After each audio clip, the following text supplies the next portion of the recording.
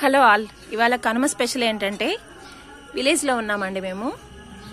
ఇక్కడ ఇలా పశువుల పాకలోనే ఇలాంటి పేడ ఇల్లులు కట్టి,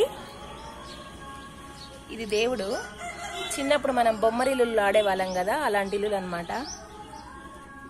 కట్టి దానికి ఇలా పొంగల్ పెట్టి నైవేద్యం లాగా పెడతారు. కాడి దేవుడు అంటారండి, కాడి దేవుడు అంటారు. ఎందుకంటే ఇలా పశు సంపద ఉండేవాళ్ళు ఆ పశు సంపదకి ఎటువంటి అపాయం జరగకుండా ఉండేదానికి సంవత్సరానికి ఒకసారి, అది కనుమ రోజు, ఇలా దేవుడికి నైవేద్యం పెట్టి మా పశువుల్ని జాగ్రత్తగా కాపాడు స్వామి అని మొక్కుకుంటారు. ఇది ఒక మంచి ట్రెడిషన్ ఎప్పటి నుంచో ఆంధ్రాలో.